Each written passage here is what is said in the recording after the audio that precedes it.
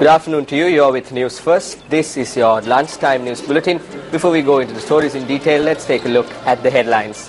Former Minister Basil Rajapaksa questioned by the Police Financial Crimes Division. 2 arrested on suspicion with regard to the body that was found at a leading school in Colombo 4. The landslide warning issued to 6 districts still in effect. On to those stories in detail, former Minister Basil Rajapaksa has arrived at the Financial Crimes Investigation Division to provide a statement with regard to alleged financial irregularities that took place at the Divinaguma department. Police media spokesperson SP Ruwan Gunasekara stated that the former minister was summoned as per the orders of the Kaduwala magistrate. Financial Crime Investigation Division is conducting an investigation regarding financial corruptions occurred on Divinaguma department. Former Minister Mr. Basil Rajapaksa has presented before Financial Crime Investigation Division and FCID is being recorded his statement now. Leader of the Sri Lanka Freedom Party, Nimal Siripala de Silva, expressed these views at a press conference held in Colombo to clarify facts regarding the 19th Amendment to the Constitution. The President summoned Ranil Wickremesinghe and the Leader of the House. It is after this that the United National Party will be able to extract this and then participate in the debate on Monday and Tuesday. They completely refused this initially. They said that this has to finish within the day itself, and said that it has to be presented on the very same day. So the opposition has emerged victorious at this instant. The United National Party was defeated. The UNP is trying to approve this and are trying to mock us. Because the UNP is afraid of the new electoral system, we, the SLFP, are not stupid to get entangled in their knots. That is why we stated that both needs to be approved at the same time. We have to act based on the law.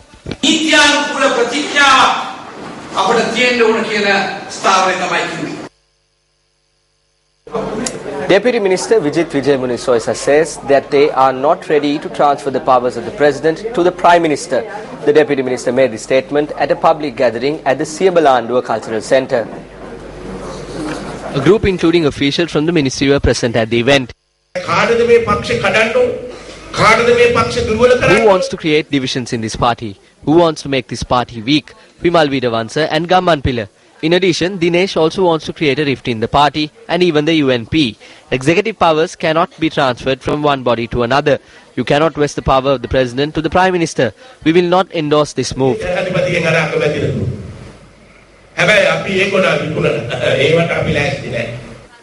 We are not in this government with fear. We have our principles and we have a party and we have party supporters. We are ready to take to the roads at any time or even leave.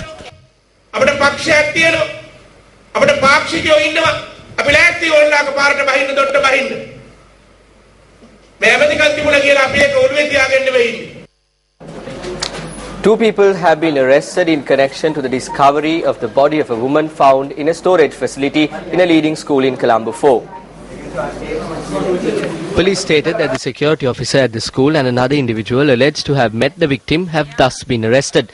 The police added that the suspects will be produced before the Alutkade magistrate today. The victim, who is suspected to have been murdered, was found in a storage room at the school, and police noted yesterday that the woman has sustained injuries to her face. Her family said that she had been working at the school as a janitor for 14 years. On to some weather news. The Department of Meteorology says that intermittent showers may occur in several areas across the island during the afternoon or night. Showers will occur in the coastal area, extending from Putlam to Trincomalee via Galle and Potuville during the morning hours as well. Meanwhile, here are a few incidents which took place around this island owing to the inclement weather conditions.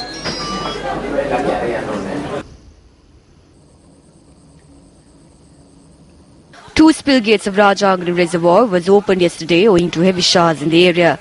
Our correspondent noted that spill gates were opened by 1 feet each.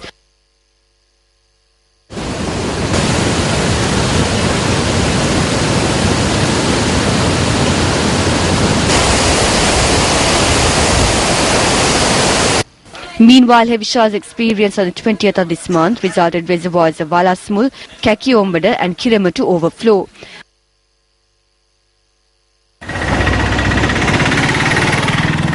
As a result, paddylands in Tangall and the Tangall-Veerakatia road were left inundated.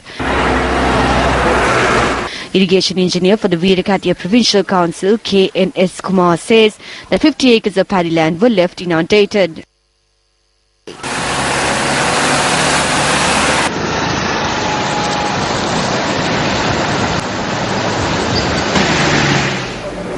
The Disaster Management Centre noted that with the inclement weather conditions, water levels of the Kalu River, Aptanagaluoya and several other rivers have increased. Assistant Director of the DMC, Pradeep Kodipili, noted that villagers on either side of the village should remain cautious as a result.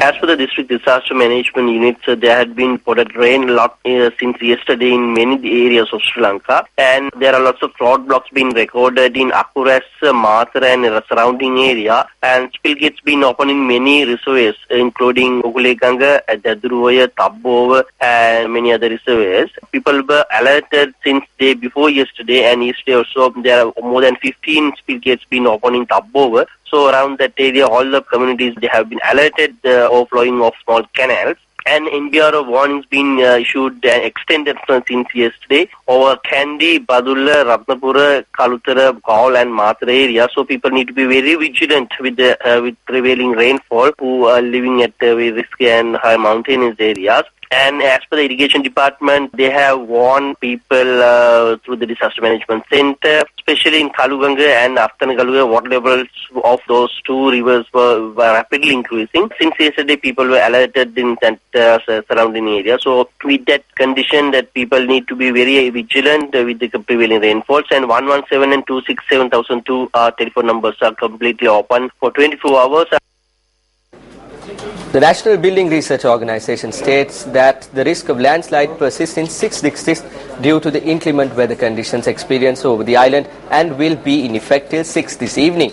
Director of the Landslide Monitoring Unit, RMS Bandara, says that warnings have been issued to districts of Ratnapura, Kandy, Badulla, Kalutara, Mathura and Gaul. Landslide warnings which were issued to 6 districts yesterday were extended from 6 p.m. yesterday and will be in effect till 6 p.m. today. We have named 6 districts, namely Kalutara, Gaul, Mathura, Ratnapura, Badulla and Kandy districts. Within the Badulla districts, areas of Ella, Halmadulla, Passara and Bandaravela have been identified as landslide prone areas. Furthermore, areas of Imbulpe, Balangoda, Palmadulla, Alapata and Kalavana divisional secretariats which fall under the purview of the Ratnapura district have also been issued landslide warnings. Landslide warnings have also been issued to several divisional secretariats including Ingiriya in the Kalutara district. In the Gaul district, areas of Tavalama and Nadula divisional secretariats have been identified as landslide prone areas. In the Mathura district, areas of Pitabaddara and Mulatiana have also been issued warnings. Meanwhile, Udumahanuvara divisional secretariat which falls under the Kandy district is considered as a landslide prone area. We request the public to be cautious when travelling along the Ellavella road and the Mahiyanga near Kandy road as there is a risk of landslides and rock slides occurring in the areas owing to inclement weather conditions.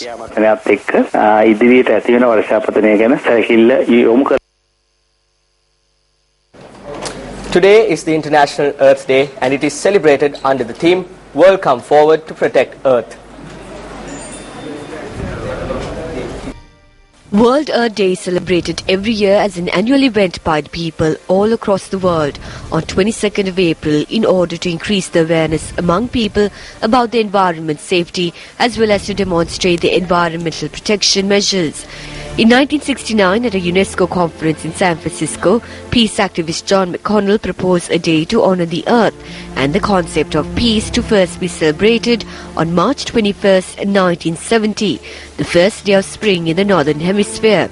A month later, separate Earth Day was founded by United States Senator Gaylord Nelson as an environmental teach-in first held on April 22nd, 1970.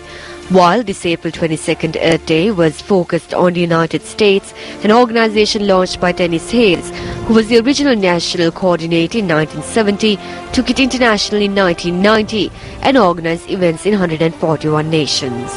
Numerous communities celebrate Earth Week, an entire week of activities focused on environmental issues.